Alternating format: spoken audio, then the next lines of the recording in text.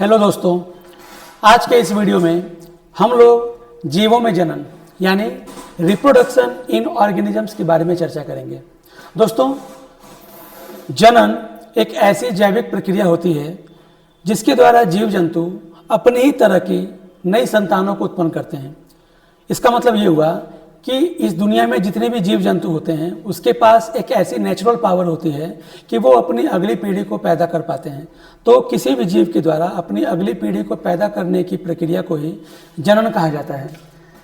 जैसे कंगारू द्वारा बच्चा उत्पन्न करना और मनुष्य की संतान का उत्पन्न होना या आम के बीज से आम के पौधे का उत्पन्न होना, ये सब जीवों में जनन के एग्जाम्पल हैं। तो जीवों में जनन का मतलब हुआ कि जीवों के द्वारा अपनी अगली पीढ़ी को उत्पन्न करना। चलिए, जीवों में जनन जानने के बाद अब जानते हैं जनन के प्रकार यानी टाइप्स ऑफ रिप्रोडक्शन। दोस्तों, जनन जो है मुख्यतः दो प्रकार का होता है, जिसमें से पहला होता है अलैंगिक जनन, जिसको एसेक्सुअल रिप्रोडक्शन कहा जाता है, और दूसरा होता है लैंगिक जनन, जिसको सेक्सुअल रिप्रोडक्शन कहा जाता है। तो इस तरह से देखा जाए तो जनन मुख्यतः दो प्रकार का होता है, एसेक्सुअल रिप्रोडक्शन यानी अलैंगिक जनन और सेक्सुअल रिप्रोडक्शन यानी लैंगिक जनन।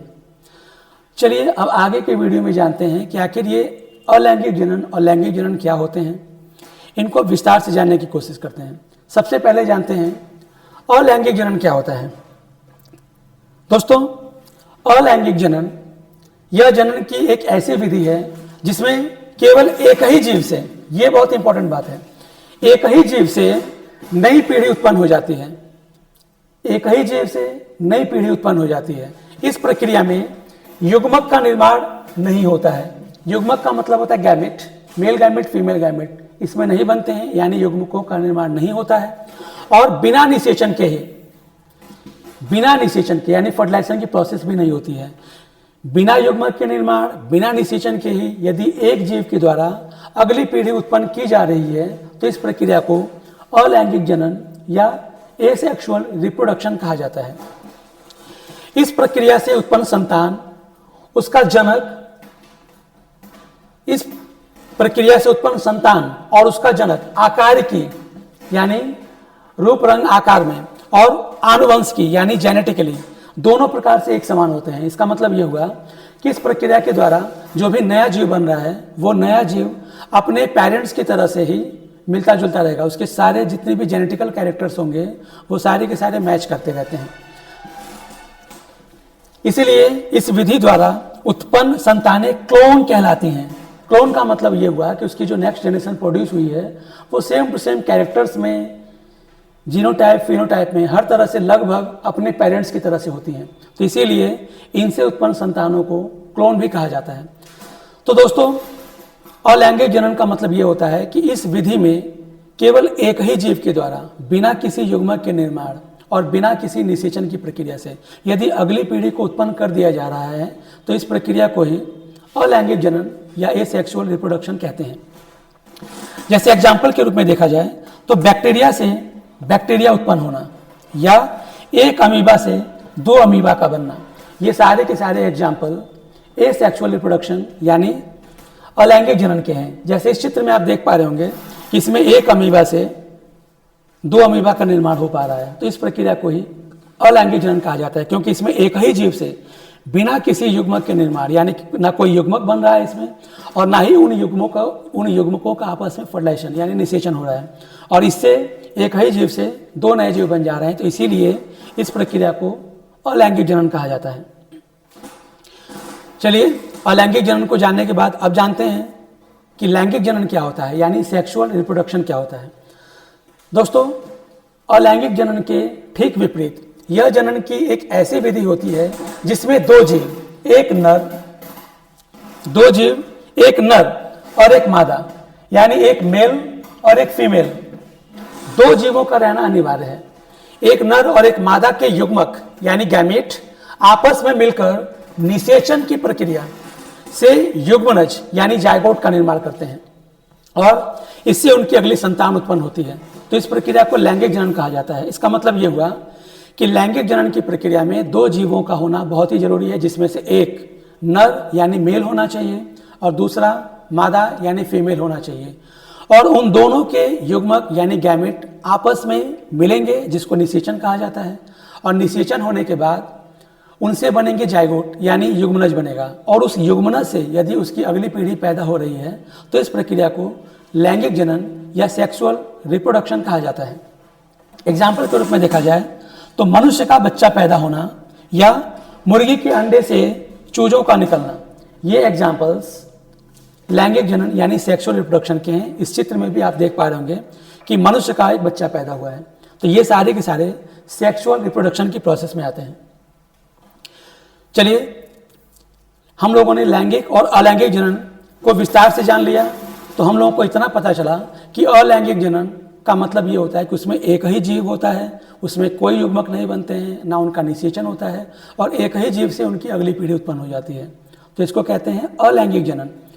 लैंगिक जनन एक ऐसी प्रक्रिया होती है जिसमें दो जीव होते हैं, एक नर और एक मादा, दोनों के युग्मक बनते हैं, दोनों के युग्मक आपस में फ्यूज होते हैं जिसको फर्टिलाइजेशन कहा जाता है, और उससे जो जाइगोट बनता है उससे अगर अगली पीढ़ी पैदा हो रही है तो इस प्रक्रिया को लैंगिक जनन कहा जाता है। चलिए, लैंगिक जनन और अलैंगिक जनन जानने के बाद अब जानते हैं अलैंगिक जनन के प्रकार यानी टाइप्स ऑफ एसेक्सुअल रिप्रोडक्शन। दोस्तों, अलैंगिक जनन जो होते हैं वो कई प्रकार के हो सकते हैं, यानी कई विधियों से अलैंगिक जनन हो सकता है। जैसे इसमें एक विधि है आपकी विखंडन की। पहली विधि है विखंडन, जिसको फिशन कहते हैं। फिशन यानी विखंडन दो प्रकार से हो सकता है, द्विविखंडन या बहुविखंडन। दूसरी एक अलैंगिक जनन की प्रक्रिया होती है जिसको मुकुलन या बडिंग कहते हैं। ये मुकुलन की प्रक्रिया भी दो तरह से हो सकती है, बाह्य मुकुलन, आंतरिक मुकुलन। बाह्य मुकुलन को एक्सटर्नल या एक्सोजेनस बडिंग भी कहते हैं, और आंतरिक मुकुलन को एंडोजेनस बडिंग कहा जाता है। इसी तरह से अलैंगिक जनन की एक और प्रक्रिया होती है जिसको खंडन कहते हैं यानी फ्रैगमेंटेशन कहते हैं। एक और मेथड होता है बीजाणु जनन, जिसको स्पोरुलेशन कहा जाता है। एक और प्रोसेस होती है पुनर्जनन, जिसको रीजनरेशन कहते हैं, और एक और प्रोसेस होती है कायिक जनन यानी वेजिटेटिव रिप्रोडक्शन। तो इस तरह से देखा जाए तो अलैंगिक जनन कई सारे मेथड से, कई सारी विधियों से हो पाता है। विखंडन, मुकुलन, खंडन, बीजाणु जनन, पुनर्जनन और कायिक जनन। तो दोस्तों, इतनी विधियों से अलैंगिक जनन हो पाता है। अब हम इन सब विधियों को विस्तार से जानने की कोशिश करते हैं कि आखिर ये अलैंगिक जनन के ये जो प्रकार हैं इनका क्या मतलब होता है। तो चलिए, इन अलैंगिक विधियों के अलग अलग प्रकार को हम अब जानने की कोशिश करते हैं। सबसे पहले जानते हैं अलैंगिक जनन का जो सबसे इंपॉर्टेंट मेथड है, और वो है विखंडन। विखंडन, जिसको हम लोग फिशन भी बोलते हैं। दोस्तों, विखंडन का मतलब होता है कि यह अलैंगिक जनन की एक ऐसी प्रक्रिया है जिसमें जीव का शरीर दो या दो से अधिक भागों में बढ़ जाता है, और जितने भी भाग उसके शरीर के द्वारा बटे हुए हैं, जितने भी पार्ट्स बने हुए हैं, उन सारे पार्ट से यदि नए जीवों का निर्माण हो जा रहा है तो इस प्रक्रिया को विखंडन या फिशन कहा जाता है। इसमें जीव का शरीर दो या दो से अधिक भागों में बंटना अनिवार्य है, और उन सारे भागों से नए नए जीवों का निर्माण हो पाता है। ये जो विखंडन की प्रक्रिया होती है ये निम्न प्रकार से हो सकती है, जिसमें से एक द्विविखंडन होता है जिसको बाइनरी फिशन कहते हैं। नेक्स्ट प्रक्रिया होती है बहुविखंडन, जिसको मल्टीपल फिशन कहा जाता है। और कुछ लिविंग बींग्स में एक और मेथड से ये विखंडन हो सकता है जिसको प्लाज्मोटोमी भी कहा जाता है। तो इस तरह से देखा जाए तो विखंडन इन निम्न प्रकार की विधियों से हो सकता है, द्विविखंडन, बहुविखंडन और प्लाज्मोटोमी। तो चलिए अब इन जानते हैं इन सब विधियों को, यानी द्विविखंडन, बहुविखंडन या प्लाज्मोटोमी क्या होता है, इनको अब विस्तार से जानने की कोशिश करते हैं। तो चलिए, विखंडन की जो सबसे इंपॉर्टेंट पहली प्रक्रिया है द्विविखंडन, इसको जानने की कोशिश करते हैं कि आखिर ये द्विविखंडन क्या होता है। दोस्तों, द्विविखंडन यानी बाइनरी फिशन, यह विखंडन की एक ऐसी प्रक्रिया होती है जिसमें जीवों का शरीर दो भागों में बढ़ जाता है, और जितने भी दो भाग बने हुए हैं उन दोनों भागों से यदि नए जीवों का निर्माण हो जाता है तो इसी प्रक्रिया को विखंडन या फिशन कहते हैं। इस प्रक्रिया में समसूत्री कोश का विभाजन होता है, यानी माइटोसिस सेल डिवीजन होता है। एग्जाम्पल के रूप में अगर देखा जाए, यानी किन किन जीवों में ये प्रोसेस हो पाती है, उसमें से अमीबा है, बैक्टीरिया है, पैरामीशियम है और प्लेनेरिया आदि में ये प्रोसेस दिखाई देती है। जैसे कि इस चित्र में अमीबा का फिगर है। ये अमीबा बाइनरी फिशन यानी द्विविखंडन की प्रोसेस कर रहा है और इस वजह से ये एक अमीबा से दो अमीबा बन जा रहे हैं, तो इसी प्रोसेस को द्विविखंडन कहा जाता है। इस द्विविखंडन की प्रोसेस को अब हम एक एक करके एग्जाम्पल्स के द्वारा समझने की कोशिश करते हैं कि अलग अलग जीवों में ये कैसे परफॉर्म हो पाता है। तो सबसे पहले हम एग्जाम्पल के रूप में देखें तो हम अमीबा का एग्जाम्पल लेते हैं। सबसे पहले दोस्तों ये है अमीबा। अमीबा की जो बॉडी होती है, इस बॉडी में अगर देखा जाए तो ये होता है इसका साइटोप्लाज्म। साइटोप्लाज्म यानी कोशिका द्रव्य, कोशिका द्रव्य, और ये होता है इसका न्यूक्लियस यानी केंद्रक। जैसा कि अभी आपने जाना कि जो ये विखंडन की प्रक्रिया होती है, इसमें समसूत्री कोशिका विभाजन होता है, यानी इस अमीबा की जो बॉडी होती है ये समसूत्री कोशिका विभाजन के द्वारा दो अमीबा में यानी दो कोशिकाओं में बढ़ जाती है। इस कोशिका विभाजन में देखने से ये पता चलता है कि सबसे पहले इसका जो साइटोप्लाज्म होता है, कोशिका द्रव्य, वो बंटना शुरू होता है और उसके साथ साथ जो उसका न्यूक्लियस होता है यानी जो केंद्रक होता है वो भी दो पार्ट में टूटना शुरू होता है, जैसे कि इस चित्र में आप देख पा रहे होंगे। उसके बाद से सबसे पहले क्या होता है, इसका जो केंद्रक होता है यानी जो इसका न्यूक्लियस होता है वो दो पार्ट में बढ़ जाता है, लेकिन अभी पूरा का पूरा साइटोप्लाज्म इसका दो पार्ट में डिवाइड अभी नहीं हो पाया है। और फाइनली जैसे ही उसका न्यूक्लियस डिवाइड हो जाता है, फिर फाइनली उसका साइटोप्लाज्म भी दो पार्ट में बढ़ जाता है। तो इस तरह से हम ये देख पाते हैं कि एक अमीबा से दो अमीबा बन गए, तो इसीलिए इसको बाइनरी फिशन या द्विविखंडन कहा जाता है। तो ये तो रहा अमीबा का एग्जाम्पल। अमीबा के एग्जाम्पल के बाद अब हम समझते हैं किसी और एग्जाम्पल के द्वारा, जैसे बैक्टीरिया में द्विविखंडन। जैसे कि इस चित्र में देख पा रहे होंगे बाइनरी फिशन ऑफ बैक्टीरिया। इसमें भी सेम वही प्रोसेस जो आपको अमीबा में दिखाई दे रही थी। इसमें भी ये एक बैक्टीरियल सेल है, ये इसका सेल वॉल दिखाया गया है, ये सेल मेम्ब्रेन है और ये इसका इलोंगेटेड न्यूक्लियोटाइड को दिखाया गया है। न्यूक्लियोटाइड, ये इसको न्यूक्लियस ही रहने दीजिए, ये इसका न्यूक्लियस है। जब इसको बाइनरी फिशन यानी द्विविखंडन की प्रोसेस करनी होगी तो सेम जैसे अभी हम लोगों ने अमीबा में देखा, इसका साइटोप्लाज्म, ये इसका हिस्सा येलो कलर में जो दिख रहा है ये इसका साइटोप्लाज्म है और ये इसका न्यूक्लियस है। तो इसके साइटोप्लाज्म में और इसके न्यूक्लियस दोनों में डिवाइड होना शुरू हो जाता है। फाइनली पहले इसका न्यूक्लियस डिवाइड होता है और फिर जाकर के लास्ट में इसका साइटोप्लाज्म डिवाइड हो जाता है। तो इस तरह से एक बैक्टीरिया से यहाँ पे दो बैक्टीरिया हमको बनते हुए दिख रहे हैं। तो ये भी एक बाइनरी फिशन की प्रोसेस है। इसी तरह से एक और एग्जाम्पल्स के द्वारा हम समझते हैं, जैसे अब हम जानते हैं पैरामीशियम में द्विविखंडन। दोस्तों इस चित्र में आप देख पा रहे होंगे ये एक पैरामीशियम है। पैरामीशियम में भी द्विविखंडन यानी बाइनरी फिशन की प्रोसेस हो पाती है।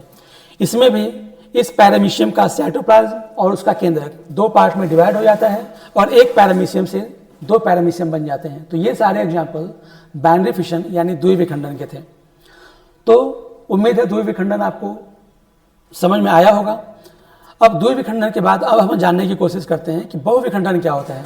दोस्तों बहुविखंडन यानी मल्टीपल फिशन क्या होता है। इसके नाम में इसका मतलब है बहु। बहु का मतलब होता है बहुत सारे, यानी बहुविखंडन विखंडन की एक ऐसी प्रक्रिया होती है जिसमें कि जीवों का शरीर बहुत सारे भागों में बढ़ जाता है और सारे भागों से नए जीवों का निर्माण हो जाता है। तो इस प्रक्रिया को ही बहुविखंडन कहा जाता है यानी मल्टीपल फिशन कहा जाता है। इस प्रकार के विखंडन में जीवों का शरीर बहुत अधिक भागों में टूट जाता है और सभी भागों से नए नए जीवों का निर्माण होता है। अगर हम एग्जाम्पल के रूप में देखें तो प्लाज्मोडियम, प्लाज्मोडियम को मलेरिया परजीवी भी कहा जाता है। मलेरिया परजीवी, क्योंकि इन्हीं के द्वारा मनुष्यों में मलेरिया नामक रोग हो पाता है। ये मादा एनाफ्लीज के मुंह में होते हैं और जब मादा एनाफ्लीज मच्छर किसी स्वस्थ व्यक्ति को काट देती है तो ये मलेरिया परजीवी यानी प्लाज्मोडियम उस स्वस्थ व्यक्ति के शरीर में चले जाते हैं और वहाँ पर जाने के बाद ये बहुविखंडन यानी मल्टीपल फिशन की प्रोसेस स्टार्ट करते हैं। इस चित्र में आप देख पा रहे होंगे ये है प्लाज्मोडियम जो मल्टीपल फिशन कर रहा है। इसमें ये है प्लाज्मोडियम, इसका साइटोप्लाज्म, इसका न्यूक्लियस है। तो सबसे पहले इसके न्यूक्लियस बहुत ढेर सारे भागों में बंटना स्टार्ट होते हैं, जिसको डॉटर न्यूक्लियाई कहा जाता है। जैसे किस चित्र में देख पा रहे होंगे, न्यूक्लियस में डिवाइड हो गए हैं और साथ साथ उसके साइटोप्लाज्म में भी डिवीजन स्टार्ट होता है, और फिर बाद में ये साइड जॉइंट कहलाता है। इसकी जो वॉल होती है, ये वॉल जब ये पूरी तरह से मैच्योर हो जाते हैं तो ये कहीं से रप्चर कर जाती है, यानी फट जाती है, और जब ये फट जाती है तो इसमें ढेर सारे मीरोजॉइट्स जो होते हैं वो सब बाहर आ जाते हैं। तो इस तरह से हम लोगों ने देखा कि एक प्लाज्मोडियम से ढेर सारे मीरोजॉइट्स बन रहे हैं, और ये मीरोजॉइट्स फिर डेवलप करके और अपने पेरेंट्स की तरह से बन जाते हैं। तो इस प्रोसेस में हम लोगों ने ये देखा कि एक प्लाज्मोडियम से ढेर सारे प्लाज्मोडियम बन रहे हैं, इसीलिए इसको बहुविखंडन यानी मल्टीपल फिशन कहा जाता है। चलिए इसी तरह से एक और प्रोसेस जानते हैं जिसको प्लाज्मोटोमी कहा जाता है। दोस्तों, बहुकेंद्र की जन को प्लाज्मोटोमी एक ऐसी प्रोसेस है विखंडन की जो केवल मल्टी न्यूक्लिएटेड ऑर्गेनिजम्स में ही पॉसिबल हो पाती है, यानी बहुकेंद्र की जनकों में, जैसे ओपेलाइना में केंद्रक विभाजन होता है। ये आपको ओपेलाइना का फिगर दिखाया जा रहा है, इसमें पहले केंद्रक विभाजन होता है, परंतु कोशिका विभाजन के बिना ही बहुकेंद्र की संतति बनने को प्लाज्मोटोमी कहते हैं। यानी उस जीव का जो केंद्रक यानी जो न्यूक्लियस होता है, जो ढेर सारे न्यूक्लियस होते हैं, उन न्यूक्लियस में विभाजन, केंद्रकों का विभाजन होता है, परंतु कोशिका विभाजन के बिना ही बहुकेंद्र की संतति बनने को प्लाज्मोटोमी कहते हैं। इसके बाद बहुकेंद्र की जीव केवल कोशिका द्रव्य के विभाजन से बहुकेंद्र की संतति जीवों में विभाजित होता है, और बाद में प्रत्येक संतति में केंद्रक विभाजन होता है। एग्जाम्पल के रूप में देखा जाए तो ओपेलाइना और प्लियोमिक्सा, जैसे ये ओपेलाइना है, इसमें जब प्लाज्मोटोमी होगा तो सबसे पहले इसमें पहले ही बहुत सारे न्यूक्लियस पाए जाते हैं, तो सबसे पहले इसमें केंद्रकों का विभाजन होगा, यानी इनकी जो न्यूक्लियस हैं उनमें डिवीजन होगा, लेकिन इसके सेल का डिवीजन नहीं होगा, यानी कोशिका का विभाजन नहीं होता है पहले। बाद में बहुकेंद्र की जीव केवल कोशिका द्रव्य के विभाजन से बहुकेंद्र की संतति जीवों का निर्माण कर लेता है, तो इसी प्रोसेस को प्लाज्मोटोमी कहा जाता है। जैसे ये एग्जाम्पल है ओपेलाइना का, और ये जो एग्जाम्पल है ये है प्लियोमिक्सा का। तो इन दोनों लिविंग बीइंग्स में जो फाइलम प्रोटोजोआ में आते हैं, फाइलम प्रोटोजोआ में आते हैं, इसमें ये प्रोसेस यानी प्लाज्मोटोमी की प्रोसेस पॉसिबल हो पाती है। चलिए, तो ये रहे बहुविखंडन के और आपके प्लाज्मोटोमी और द्विविखंडन के बारे में हम लोगों ने जान लिया। यानी विखंडन के बारे में हम लोगों ने ये जान लिया कि विखंडन एक ऐसी प्रोसेस है जिसमें जीवों का शरीर 2 या 2 से अधिक भागों में बढ़ जाता है और सभी भागों से नए जीवों का निर्माण हो जाता है। तो इस प्रोसेस को ही विखंडन कहते हैं, जो द्विविखंडन, बहुविखंडन या प्लाज्मोटोमी के रूप में हो सकता है। चलिए, तो विखंडन के बाद अब जानते हैं मुकुलन, यानी बडिंग किसे कहते हैं। दोस्तों, मुकुलन यानी बडिंग एक ऐसी प्रोसेस होती है, यानी अलैंगिक जनन की एक ऐसी विधि होती है जिसमें जीवों के शरीर पर छोटे छोटे उभार बनने लगते हैं। इन उभारों को मुकुल यानी बड कहा जाता है। और जब ये बड यानी ये मुकुल जब अपने पेरेंट्स से अलग होते हैं तो ग्रो करके अपने पेरेंट्स की तरह से बन जाते हैं। तो क्योंकि इस प्रोसेस में मुकुल यानी बड के द्वारा नई जनरेशन प्रोड्यूस हो पा रही है, तो इसीलिए इसको बडिंग या मुकुलन कहा जाता है। दोस्तों, एग्जाम्पल के रूप में देखें तो ईस्ट और हाइड्रा में ये दिखाई देता है। मुकुलन भी 2 प्रकार से हो सकता है। बाह्य मुकुलन जिसको एक्सटर्नल या एक्सोजिनस बडिंग कहते हैं, और एक होता है आंतरिक मुकुलन जिसको एंडोजिनस बडिंग कहा जाता है। तो इस तरह से मुकुलन की प्रोसेस 2 प्रकार से हो सकती है, बाह्य मुकुलन और आंतरिक मुकुलन। अब इनको जानते हैं कि आखिर ये आंतरिक मुकुलन और बाह्य मुकुलन क्या होता है। जैसे यहां पे आप देखिए, ये है बाह्य मुकुलन। दोस्तों, बाह्य मुकुलन के नाम में इसका मतलब है बाह्य मुकुलन, यानी जीवों के शरीर के बाहर मुकुल बनते हैं। इस प्रकार के मुकुलन में मुकुल यानी बड जो होते हैं वो जीव के शरीर के बाहर बनते हैं। तो अगर जीव के शरीर के बाहर मुकुल यानी बड का निर्माण हो रहा है तो इस प्रोसेस को मुकुलन या बडिंग कहा जाता है। जैसे कि चित्र में देखिए, ये ईस्ट है, ईस्ट ये पेरेंट सेल है, और जब इसको बडिंग करना होता है तो इसके बॉडी के ऊपर छोटे छोटे बर्ड्स का फॉर्मेशन होने लगता है, बर्ड बनने स्टार्ट होते हैं। देखिए, जैसे ये बर्ड बन गया है, यहाँ पे ढेर सारे बर्ड बन गए हैं, ये सब बर्ड हैं यानी मुकुल हैं। और जब ये मुकुल यानी बड जब अपने पेरेंट से, ये पेरेंट है, ये जब इस पेरेंट से अलग होते हैं तो ये सारे के सारे बड अलग अलग लिविंग बींग्स का फॉर्मेशन कर देते हैं, तो इसीलिए इसको मुकुलन या बडिंग कहा जाता है। नेक्स्ट एग्जांपल में हम ये देख पा रहे हैं, ये हाइड्रा है। हाइड्रा में भी बडिंग होता है यानी मुकुलन होता है। जैसे हाइड्रा को जब बडिंग करना होगा तो इसके बॉडी में छोटे छोटे बर्ड्स बनने लगेंगे। ये आपको छोटा सा बर्ड दिख रहा होगा या मुकुल दिख रहा होगा, और ये मुकुल यहाँ पे ग्रो कर रहा है, और फिर बाद में जब ये बर्ड यहाँ से अलग हुआ, जैसे आप इस चित्र में देख पा रहे होंगे, ये अपने पेरेंट्स से अलग हो गया है, और जैसे ये अलग होगा अब ये ग्रो करके अपने पेरेंट्स की तरह से बन जाएगा। तो क्योंकि यहाँ पे बर्ड्स के द्वारा नई जनरेशन प्रोड्यूस हो पा रही है, तो इसीलिए इसको बडिंग कहा जाता है। चलिए, तो ये था बाह्य मुकुलन, क्योंकि जीवों के शरीर पर बाहर की तरफ बड बन रहे थे यानी मुकुल बन रहे थे, इसीलिए इनको बाह्य मुकुलन कहते हैं। तो बाह्य मुकुलन के बाद आप जानते हैं आंतरिक मुकुलन, जैसे इस चित्र में आप देख पा रहे होंगे। आंतरिक मुकुलन के नाम में ही इसका मतलब छिपा हुआ है। आंतरिक मतलब होता है अंदर, यानी एंडोजिनस बडिंग, आंतरिक मुकुलन। इस प्रकार के मुकुलन में मुकुल यानी बड जीव के शरीर के अंदर बनते हैं। एग्जाम्पल है स्पंजिला। स्पॉन्जिला जो है एक तरह का स्पॉन्ज है जो फाइलम पोरीफेरा में आते हैं। फाइलम पोरीफेरा में आते हैं ये। जैसे ये इसका चित्र है, ये स्पॉन्जिला है। जैम्यूल ऑफ स्पॉन्जिला को दिखाया जा रहा है।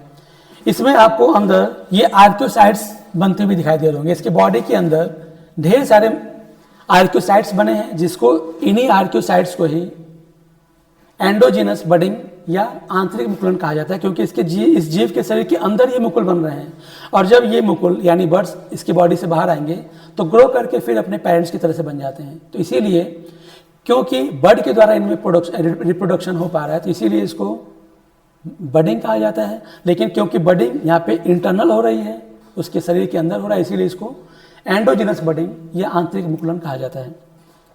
तो इस तरह से देखा जाए तो बडिंग यानी मुकुलन में जीवों के शरीर के बाहर या उसके शरीर के अंदर छोटे छोटे उभार बनने लगते हैं, जिसको बड या मुकुल कहा जाता है, और वो जब अपने पेरेंट्स से अलग होते हैं तो नए नए लिविंग बींग्स का फॉर्मेशन करते हैं, इसीलिए इसको बडिंग या मुकुलन कहा जाता है। चलिए, मुकुलन के बाद अब जानते हैं नेक्स्ट एक और प्रोसेस और लैंग्वेज जनन की, जिसको खंडन या फ्रैगमेंटेशन कहा जाता है। दोस्तों, इस प्रकार के जनन में पानी, ताप तथा भोजन की अनुकूल परिस्थितियों में, यानी जो उनके लिए फेवरेबल कंडीशंस होती हैं, उसमें शैवालों तथा कवकों के तंतु यानी फिलामेंट छोटे छोटे खंडों में टूट जाते हैं। प्रत्येक खंड में एक या एक से अधिक कोशिकाएं होती हैं। प्रत्येक खंड कोशिका विभाजन करके नया शैवाल तंतु बनाता है, तो इस प्रोसेस को खंडन कहते हैं। एग्जाम्पल स्पाइरोगायरा, जैसे इस चित्र में आप देख पा रहे होंगे, ये स्पाइरोगायरा है। स्पाइरोगायरा एक तरह का शैवाल यानी एल्गी होता है जो पानी में पाए जाते हैं। इसका लंबा फिलामेंट होता है, लेकिन किसी वजह से यदि इसके फिलामेंट छोटे छोटे फ्रैगमेंट्स में यानी खंड में टूट जाते हैं, इनको खंड कहा जाता है हिंदी में। जैसे इस फिगर में fragment first, fragment second, fragment third, यानी 3 फ्रैगमेंट में टूट गए हैं, तो ये सारे फ्रैगमेंट्स, इस फ्रैगमेंट से एक नए लिविंग बींग्स का फॉर्मेशन, इस फ्रैगमेंट से नए लिविंग बींग का, इस फ्रैगमेंट से नए लिविंग बींग का, यानी इसके अगर 3 फ्रैगमेंट्स हुए तो तीनों फ्रैगमेंट से नए एल्गी का फॉर्मेशन हो पा रहा है। तो इसी प्रोसेस को ही हम खंडन या फ्रैगमेंटेशन कहते हैं। चलिए, फ्रैगमेंटेशन के बाद अब जानते हैं एक और अलैंगिक जनन की प्रोसेस, जिसको बीजाणु जनन या स्पोरुलेशन कहा जाता है। दोस्तों, बीजाणु यानी स्पोर जो होती हैं, वो एक कोशिकीय सिंगल सेल की पतली भित्ति वाली अगुणित और अलैंगिक जननकाय होती हैं। यानी स्पोर्स जो होते हैं वो यूनिसेलुलर और पतली भित्ति वाली छोटी छोटी संरचनाएं होती हैं। यह केवल प्रतिकूल वातावरण में, यानी जब फेवरेबल कंडीशंस नहीं होती हैं, प्रतिकूल परिस्थितियों में, जैसे बैक्टीरिया, शैवाल, कवक, ब्रायोफाइट्स और टेरिडोफाइट्स में बनते हैं। और जब इनका स्कैटरिंग होता है यानी प्रकीर्णन होता है, तो प्रकीर्णन द्वारा ये बीजाणु दूर दूर तक फैल जाते हैं और अनुकूल जगह पर अंकुरित होकर के नए जीव का निर्माण करते हैं। एग्जाम्पल के रूप में देखा जाए तो राइजोपस, जिसको ब्रेड बाउल भी कहा जाता है, यानी जनरली ये रोटी या ब्रेड पर उगता है, इसीलिए इसको ब्रेड माउल्ट कहा जाता है।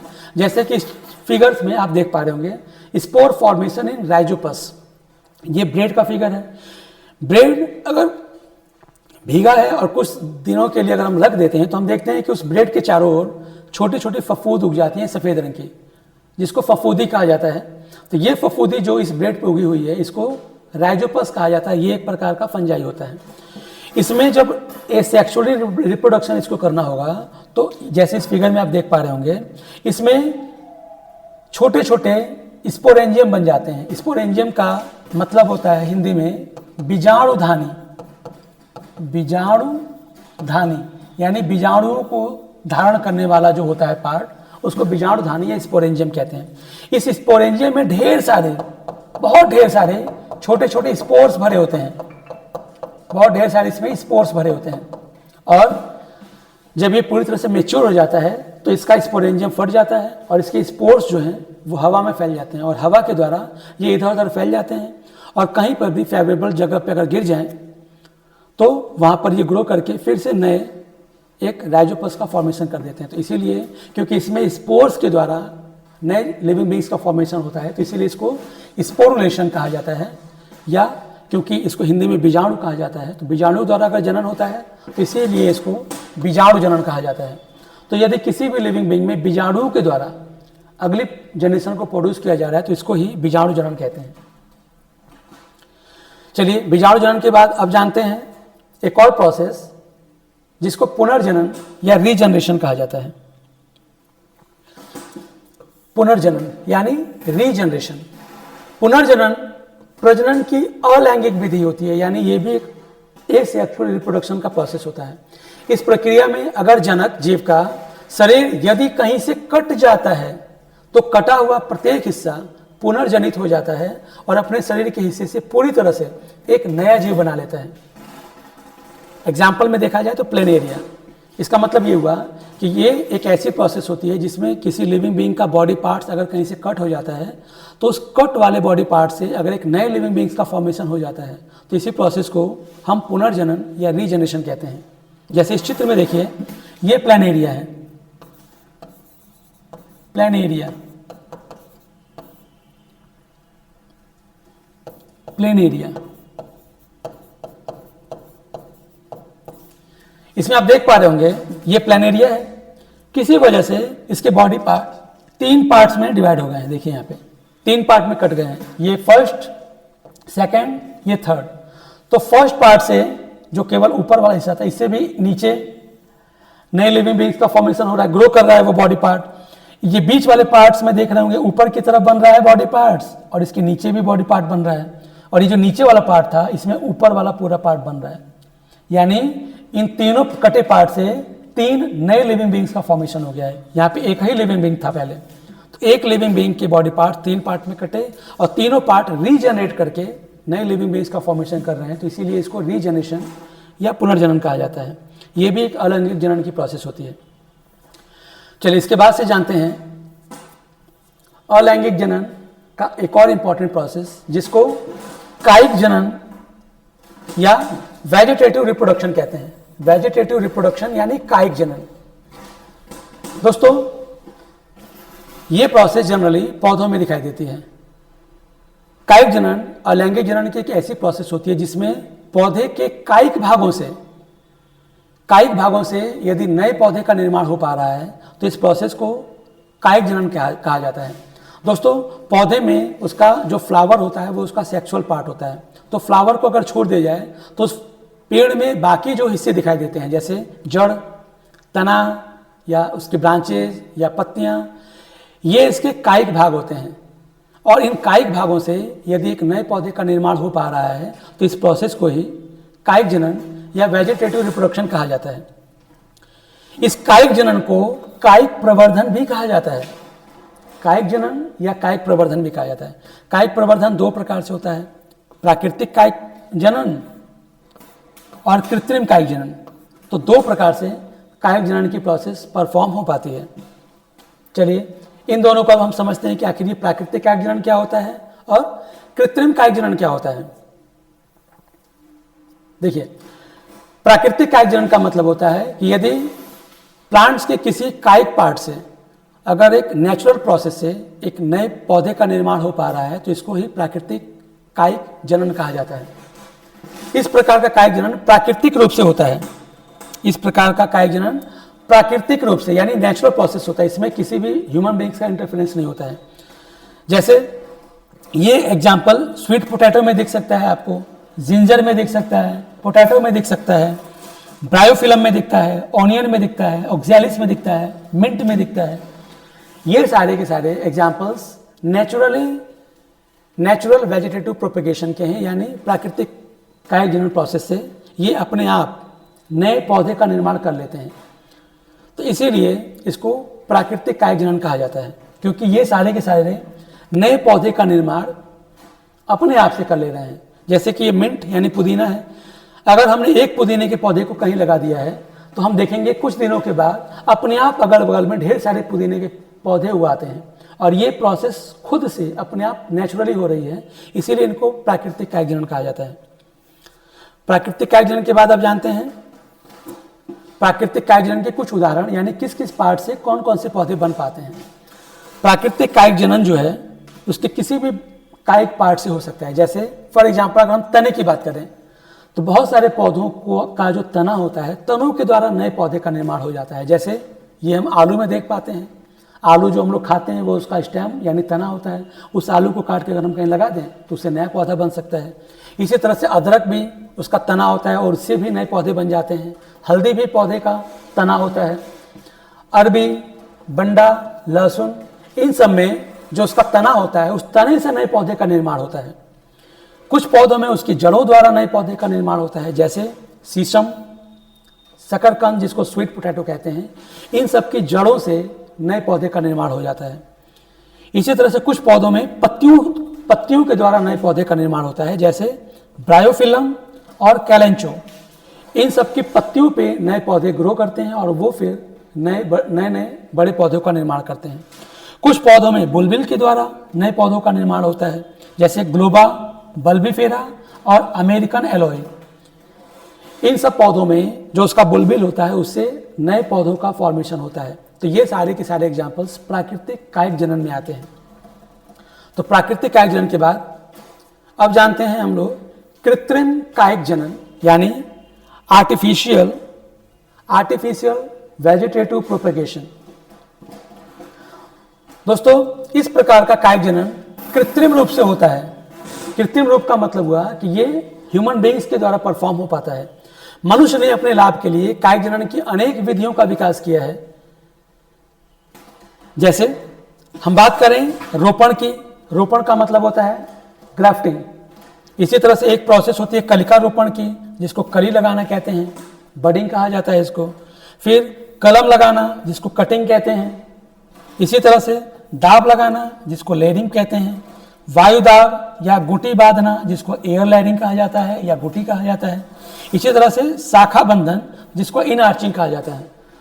तो दोस्तों, जो कृत्रिम कायिक जनन होता है वो कई तरह से हो सकता है, जैसे कि रोपण, कलिका रोपण, कलम लगाना, दाब लगाना, वायु दाब लगाना या शाखा बंधन प्रोसेस से।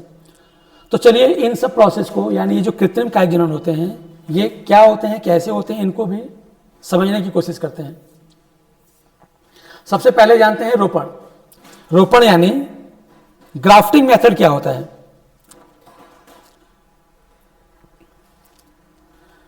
देखिए, रोपण यानी ग्राफ्टिंग, इसमें क्या होता है, इस विधि द्वारा एक ही जाति के निम्न किस्म के पौधे को उत्तम किस्म के पौधे में बदला जा सकता है। इस विधि में दो अलग अलग पौधों की शाखाओं को परस्पर इस प्रकार जोड़ा जाता है कि वह एक पौधे के रूप में विकसित हो सके। इसमें घटिया किस्म वाला पौधा मृदा में लगा होता है, इसे स्कंद या स्टॉक कहते हैं, और दूसरा पौधा जो अच्छी किस्म का होता है उसको स्कंद से जोड़ा जाता है, उसको कलम या स्यान बोलते हैं। जैसे कि इस चित्र में आप देखिए, ये एक ऐसे पौधे का नीचे वाला भाग है जो अच्छी किस्म का नहीं है, यानी कोई घटिया किस्म का पौधा है। हम चाह रहे हैं कि इस घटिया किस्म के पौधे को हम एक अच्छे किस्म के पौधे में कन्वर्ट कर दें। तो हम क्या करेंगे, इसको यहाँ से काट दिया जाएगा और इसमें नीचे की तरफ एक खांच लगा देते हैं।